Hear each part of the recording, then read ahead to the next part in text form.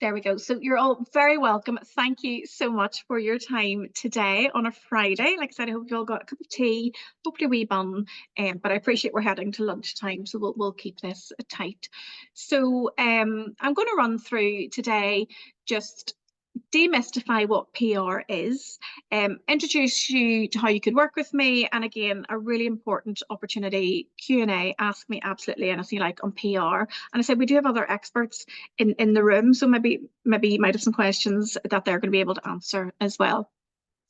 I'm going to give you some of my best PR tips, and I really want you all to come away with something that you could implement right now to enhance your business using PR, and just, ask questions. Best way for me to share my knowledge with you. Now, just a wee spoiler alert. I don't want you sat here thinking there's going to be a massive hard sell. There absolutely isn't going to be. I just would really prefer that you learned more about PR via this presentation, and then I can tell you about some of the trainings I've done, and you can decide if anything's right for you. So like, I'll tell you about my instant access press release training course. I've got a few one-to-one coaching opportunities, and again, I have a range of training courses that I can then offer. So no hard sell. Let me just get that out of the way right now.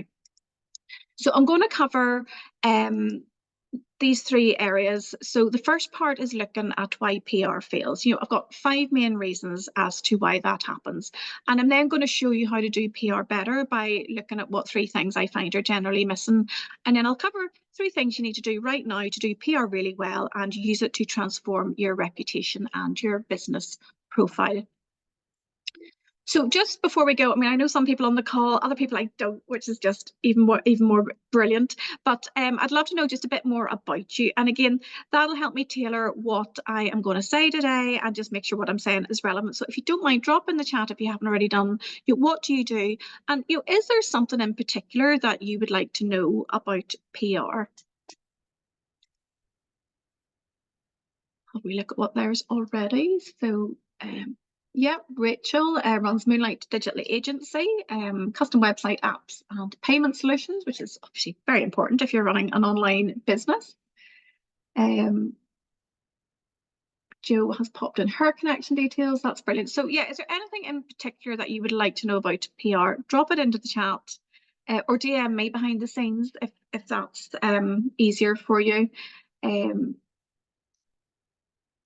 Beth, you're very welcome. Sustainability coordinator. Yes, I am all about the sustainability as well. We have a coach and a mentor. Honey, lovely to see you. That's awesome. So yeah, a nice range of things there, I think. Laura, in the charity sector, build a profile of your organization and increase personal profile. No worries at all. So a real diverse mix there. So what I would say is the PR principles that will go across today will transfer across different organizations and different industries and different sectors. But again, if you have anything specific, happy to answer that later on. So who am I? How have you ended up at my webinar today? Well, my name's Sarah McCracken. I have been doing PR for about 25 years now, and I absolutely love it. I have won awards. I have worked for large and small organisations across many different areas. So health, politics. I've worked with the local entrepreneur. I have worked in the education sector. I'm really proud to be a fellow of the Chartered Institute of Public Relations, as well as hold that chartered status. So I hope that just really attests to my ethical, strategic and leadership credentials. And I also have an MBA as well, which is really important for me to develop my business skills, so I'm not just focusing on PR. I say I've worked in health, education, equestrian, agri-rural businesses. I worked for a political party back in 2016 for an election then. And again, I've just done that whole PR thing of, front page stories, features, prep CEOs to appear for, really difficult interviews and in front of Westminster and Stormont committees. That's really good fun, by the way. And, just taking that really strategic planned approach in everything that I have done, focusing on the target audience and making sure that the messaging's really clear. And again, I do work full time for an organisation, so this is what I do on the side. And again, it's just a way for me to convey what PR is and really start to help businesses of all shapes and sizes to start to really raise their profile through using PR. And again, it's through offering online and in-person training and easy to use tools. So PR, it is really easy when you know how to do it. So again, shout out, let me know what it is you need, and I can create some content around that. I say that's my LinkedIn QR code if you'd like to sign up to that. So that all sounds very grand, but to be honest, the type of content you're going to get from me on LinkedIn and social media is about chickens, horses, and the pond. Because apparently, particularly on Instagram, people don't want to hear about PR. It was all about sort of behind the scenes, if you like. So Sarah's Country Life is on Instagram. And again, just by way of that profile raising piece, I find posts resonate better, get better engagement when they're not kind of really stuffy PR posts, and that they do involve the chickens, the dogs, and the horses. So you'll get some of that if we're connected up on LinkedIn. So why does PR fail?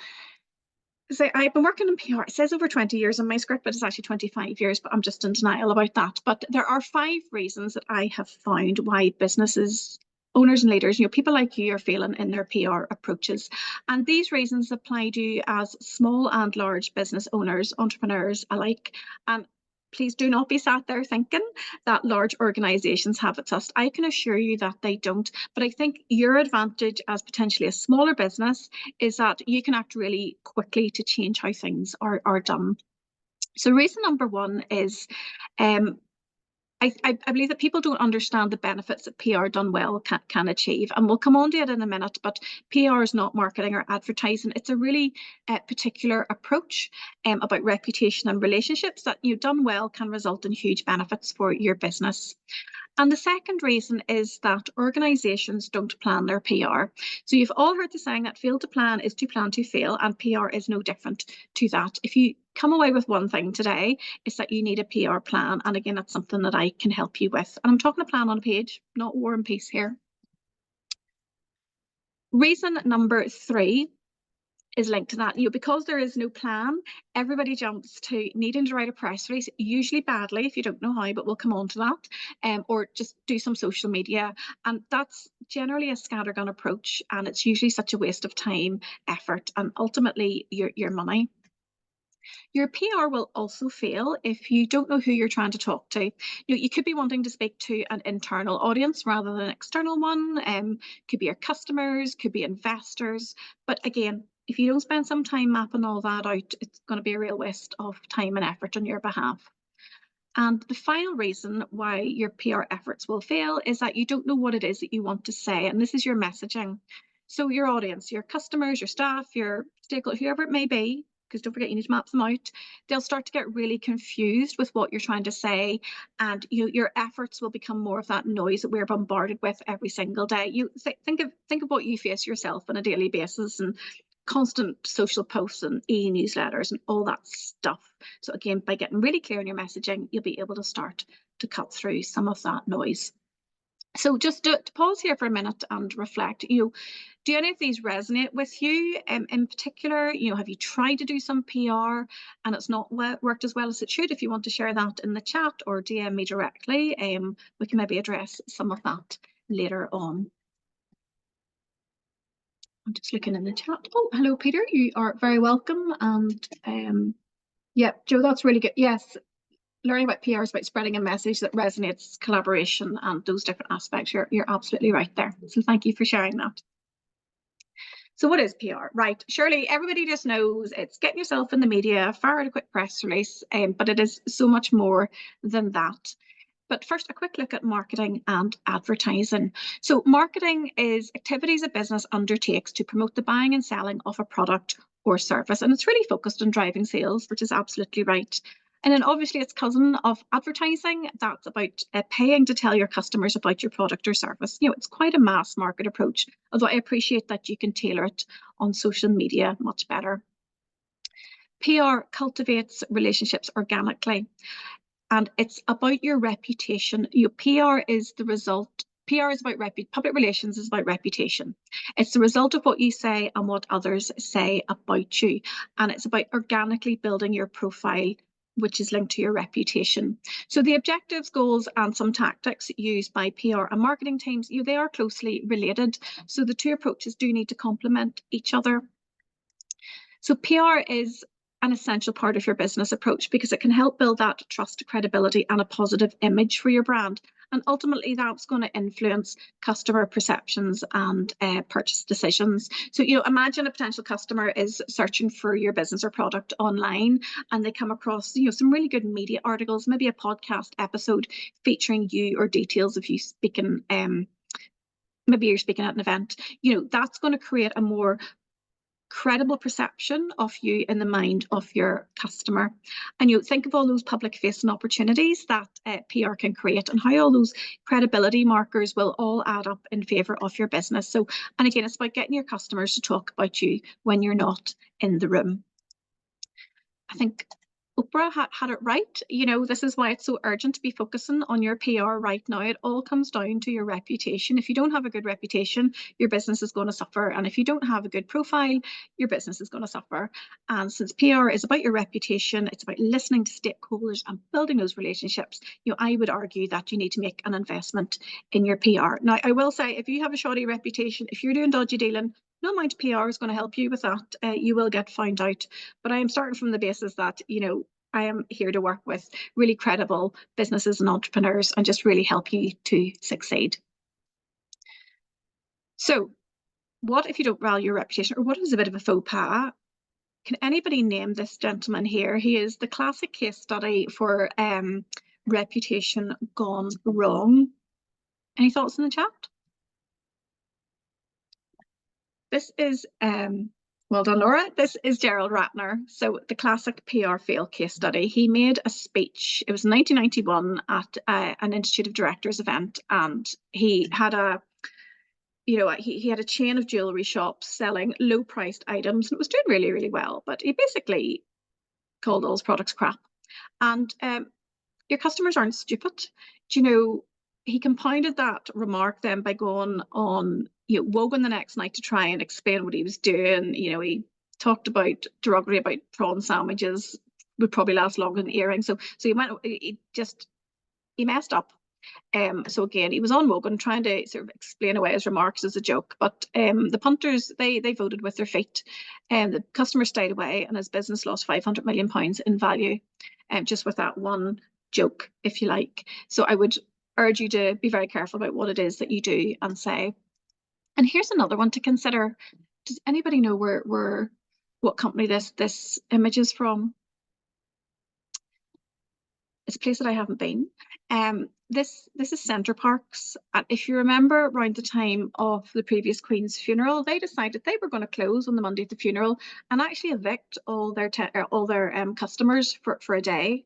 And if you think as well about the families who've saved up to go to Centre Parks, those who've planned, they maybe had it booked for a year, the kids are excited, so they're going to have to arrive on their date, leave on the Sunday evening, and then come back at a later stage to finish their holidays.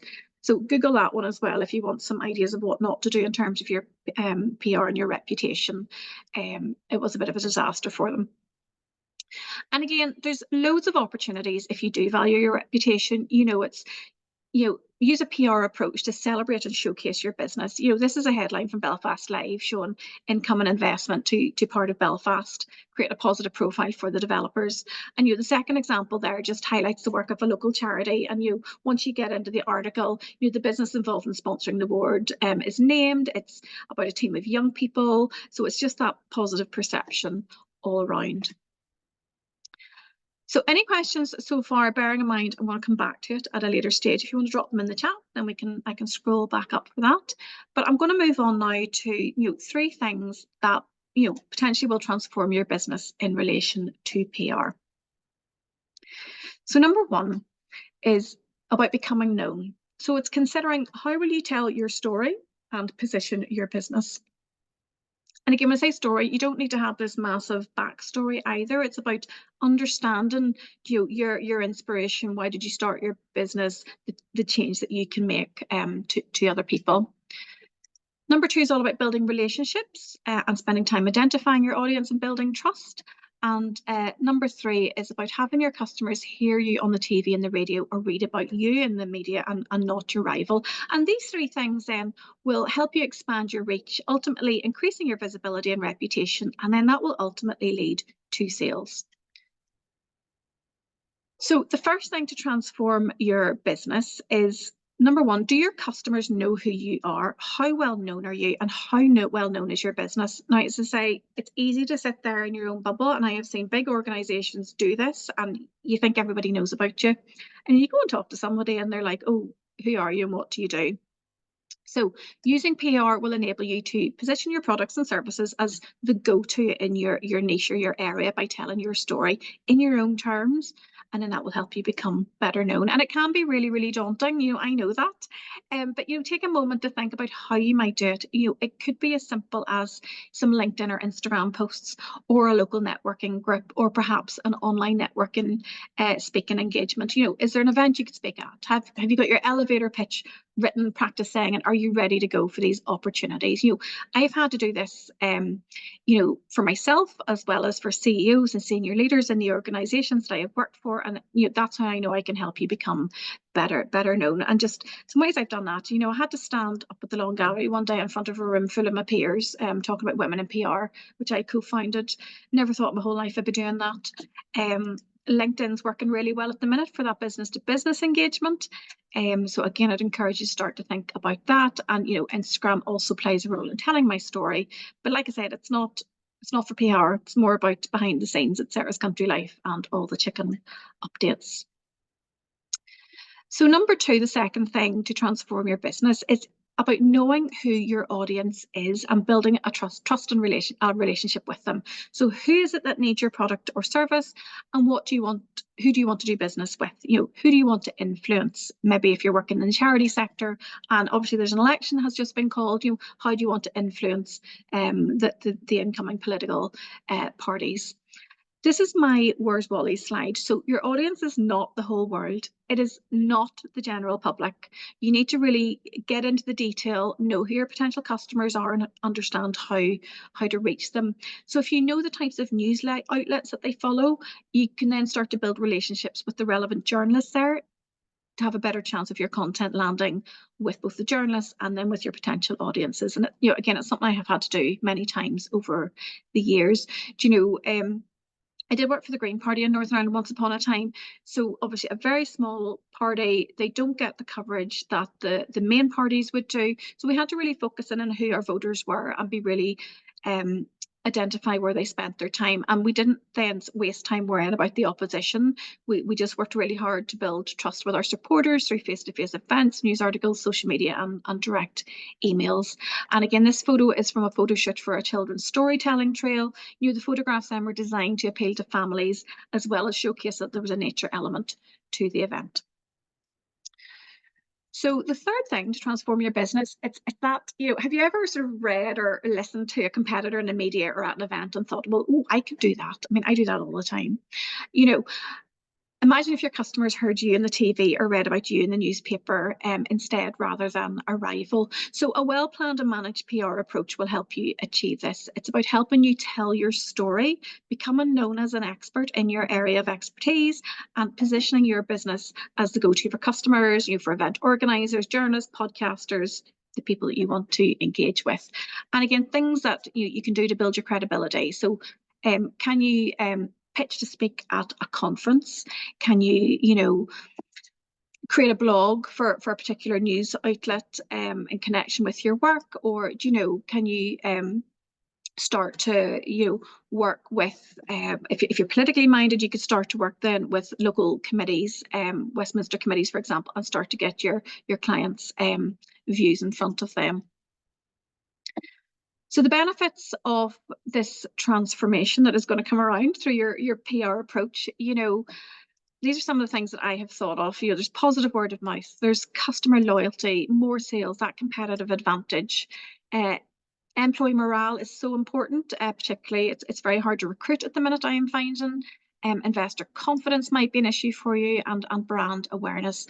So, if you stopped and reflected, what would be the benefits to you of becoming better known, building relationships, and better credibility? If you have some thoughts you want to drop in the chat, by all means. But I mean, just make a wee note where you're sat at the minute. What would be the benefits to you of that profile raising piece? And if it's not to you personally, for the organisation that you work with. If you get other benefits, let me know so I can keep adding to this list. So I'm going to take you through 3 areas that I find that businesses and organizations struggle with and miss out on when it comes to PR. So 3 things: a plan, knowing who your audience is, and your profile isn't what it could be. So the majority of the people I have spoken to, I mean, hundreds of people that I have spoken to about PR, they just don't know where to start. And I get that feedback quite a lot by, when I go out to engage with local business groups and online networking. And that's okay. If you're not a PR expert, it's perfectly understandable. And, you're an expert in what it is you do. So you can't be expected to know everything. I mean, there's people on this call who are brilliant on social media, brilliant in CRMs. That's where you need to go if you need that help. So yeah. In terms of PR, again, that's where I'm here. So what I will say, though, is that you need to start with your business plan and align it to that. And again, once you have a plan aligned to your business plan, your actions that you need to take from a PR perspective will flow from that. You need to do some basic planning, looking at the external environment, doing a SWOT analysis for the internal environment, and really then start to build out for there. So that's maybe more for your general business approach rather than communications. But once you have that mapped out, you can then start to identify what can be addressed by good communications. And again, it's something that I have done repeatedly and successfully over the years, which is why I made the point at the start, it doesn't matter which organization or business you're representing today, these skills are fully transferable. So again, working for a political party, I've delivered a strategic communications plan that saw an increase in vote share. When I work for an education body, and one of my former colleagues is on this call, which is brilliant. When we started, there was nothing. So we had a really strategic plan, and then we raised the profile very successfully within the first 3 months of that organization starting. So yeah, get a plan, build out from there. And again, if you're not planned and organized, well, your PR efforts will fail. Fail to plan is to plan to fail, and you'll start to miss out opportunities. You'll waste your time, effort, and money. And that scattergun approach might yield you 1 or 2 opportunities, but think of how much more you could get if you're really, really focused. And again, to bust a myth, PR is perceived as free advertising, and it's really not. The cost is your time and effort, and that equates to money that you could have spent on getting some PR training or help and advice. It's also much more than advertising. It's about building your credibility and positive perceptions of your customers. Again, it's all about enhancing your reputation. So again, done badly, your reputation will be impacted as well. If you're sending out press releases that aren't right, again, your reputation with journalists will be impacted before you even get as far as your customers. So again, the second thing that's missing that I find is knowing who you want to communicate with. And I've already said this, but it's not the whole world. It is not the general public. So take a step back and think of who is it that you really want to talk to. Your audience is specific people who are interested in your product or service. They might be interested in your campaign or your particular expertise. So you'll be able to tell me what it is that you're selling or promoting, and then we can work on your audience from then. So you need to know who they are and how to reach them. So to do that, you need to map out your audience and then really start to prioritize and focus on who's who and who you need to focus on, and then know how to reach them. Now, I'm sure you've seen this before, but this is a power influence matrix, and it's a really good way to start to think about your audience. And again, I've used this really successfully over the years, and I do love running those stakeholder mapping sessions. You get out the post-it notes and you start sort of prioritizing who's who. And again, it's about understanding who you need to focus your most efforts on, who you need to keep satisfied, you can maybe just keep a wee bit of an eye on, and then everybody in between. So I'd really encourage you to be looking to do this from a PR perspective as well as a wider business planning cycle as part of the business cycle. And again, if you don't identify your audience, again, bit of a broken record here, you're going to waste your time and effort, and that equates to money. Your competitors will be the ones that your customers and clients hear about because you've taken this scattergun approach and nothing's really working. And just think of all those opportunities you've potentially missed. I mean, again, there's no point in running a Facebook campaign if your audience is all on TikTok. There's no point in sending out press releases to the environment correspondent if you've got a business story. Again, no point in firing out press releases to the newspapers if your customers all listen to the radio or podcasts instead. So again, audience identification, and then you know where to find them. And then a wee bit on what I find that business owners and leaders like yourself struggle with. It's how to build your profile to gain credibility in the area that you're working in. I mean, do you have a profile at the minute?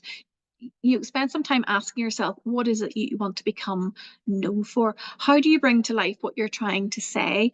And that's all about sharing that emotional connection with your audience. That's your storytelling, and it's linked to your credibility. Have you got credibility? How can you tell the story about your business, your service? It's going to evoke a response and make your potential customers go, wow, or yes, this person is really great and could help me. It's all as well about bringing to life what you're trying to say, and again, developing that connection with the audience. That's what, seriously, photos of chickens and dogs, they go a long way for that. And you can have a sensible message in behind that if you like. But again, it's about getting that spark in somebody first to stop and pause and look at your profile and then take it from there.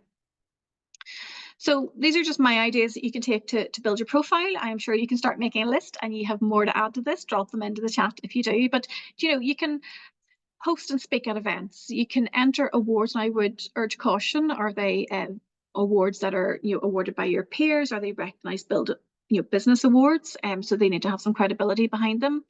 You can speak on conferences, pitch to speak at business networking events, conferences, and then use LinkedIn and other social media channels. I know how hard it can be to get started, and you really do need to have that confidence to make the call or send the pitch. And all that means that I can help you. I mean, if you're thinking of going on a podcast, I have a template that I'm happy to share with people that they could then send to potential podcasts for them to appear on.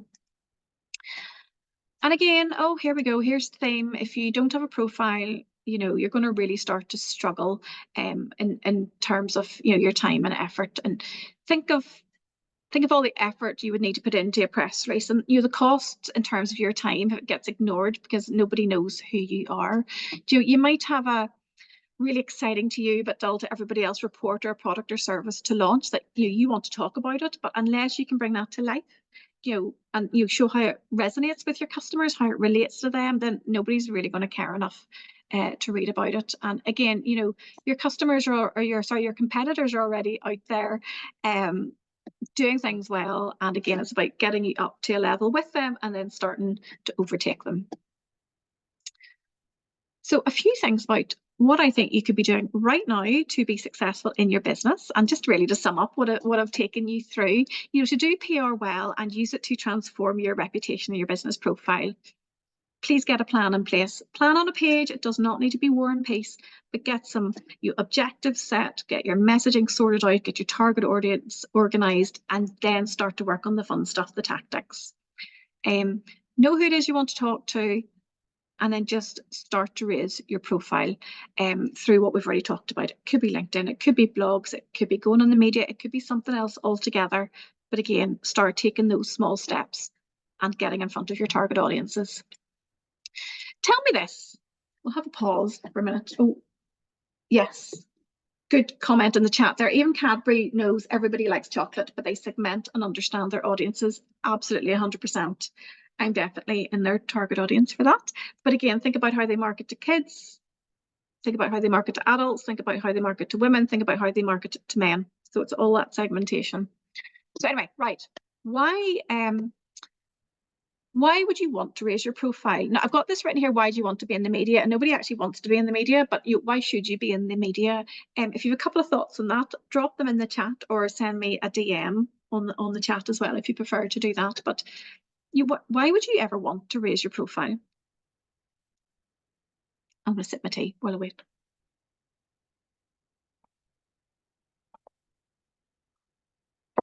Yep, I've got one DM there as well. Yeah, reputation building and credibility, visibility and credibility for you in the business. Appreciate the private DMs as well, all about, yeah, that profile raising piece, reputation building and credibility. So thank you for that. All of the above. Yeah, easier access to people. That is a really good one as well. Not everyone, even in our target audience, is aware of what we can do or the results we can achieve for them. That's actually a really important point.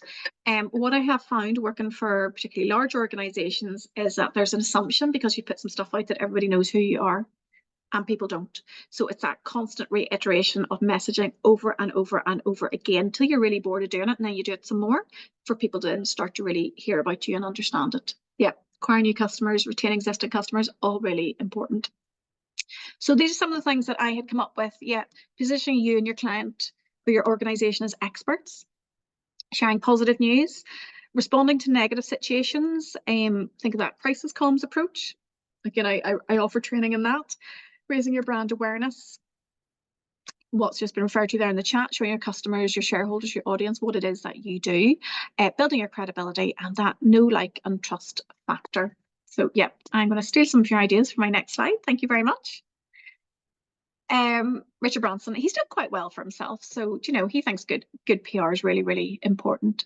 Getting in the media, it is one of the easiest things to do that people find is really hard to do, if that makes sense. So, and I have to say that press releases are the bane of my life. And this is from working with a range of businesses, business owners. I find that clients don't understand what a press release is for. There is a real knack to writing them so that the journalist will open it, never mind read it, and then consider it to be a story. But what I would like you to understand today is that press releases are about news. So if it's not newsworthy, it's not a press release. There's other things you can do with your content, so all is not lost. But when you're writing them, you need to be really concise and to the point.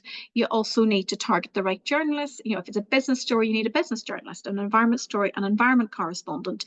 A lot of journalists these days are generalists, but only by reading their work or listening to their broadcasts on the radio will you get to understand what they're interested in. So I would encourage you to start buying the newspapers, looking at the online news channels, listening to the news bulletins, just to get a sense of who's doing what. And again, if you don't get it right, there's consequences if you don't do your press releases well. I mean, if you send stuff out randomly, yeah, you will occasionally get lucky. I have been there. I have done the whole, oh, this is never going to land. This is a really rubbish story. And one outlet has published it. I mean, obviously I'd be hoping for more. So you might get something. But overall, you're going to waste time and effort. So it's a really poor investment of your time. And when I'm talking about press releases, it's about how to knock them out in 10 minutes flat so you can get on and do something much, much more interesting.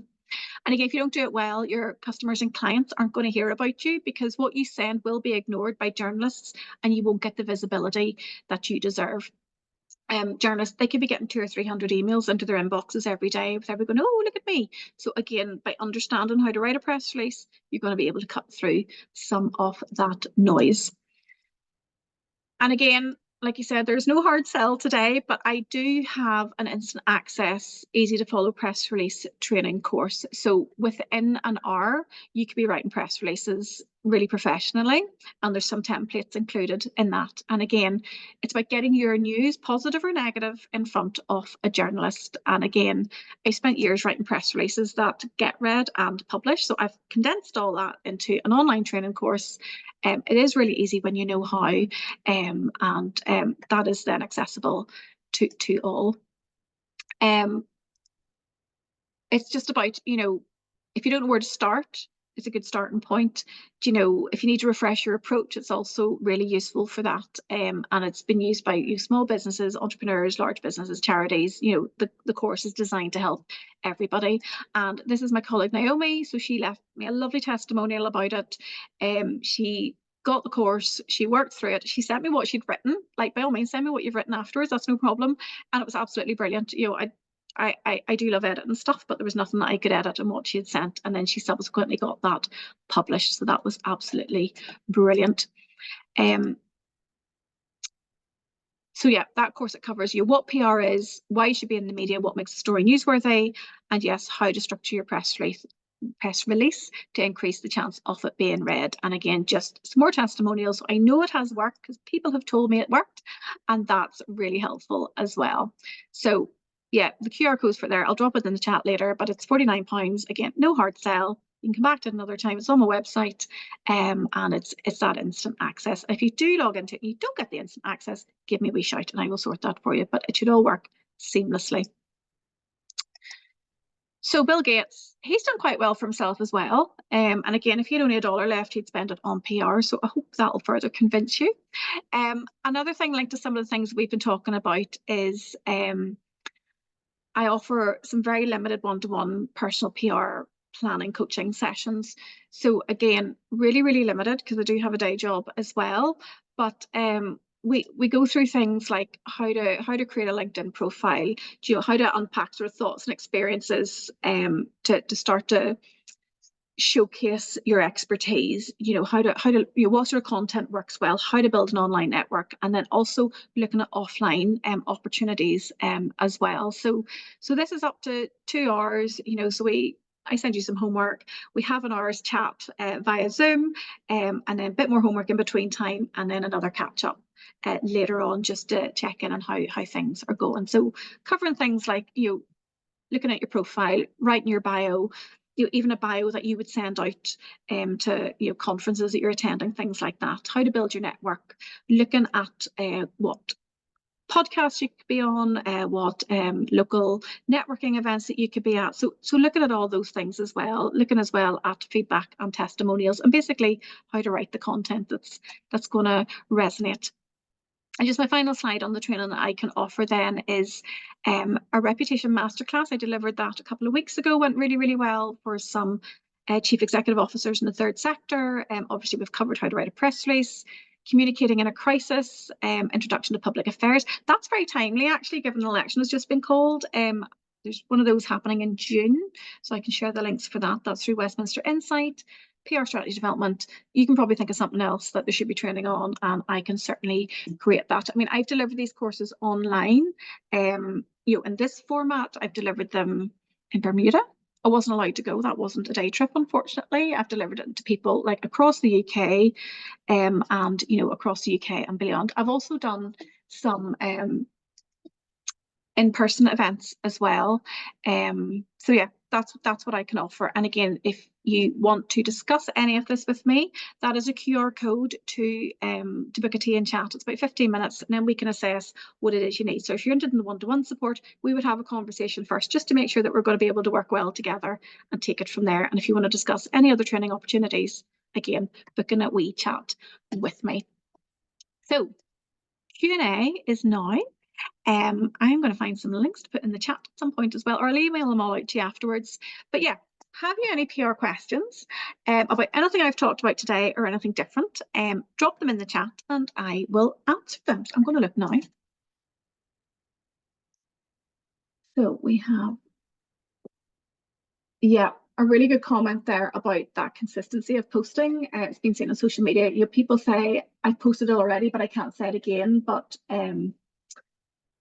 you should. The only person who sees 100% of content is you. I think that should be on a t-shirt or on a mug or something like that. And if you look even at engagement rates, like a 3% engagement rate on LinkedIn is supposed to be good. I mean, that's tiny. So don't worry about repurposing your content.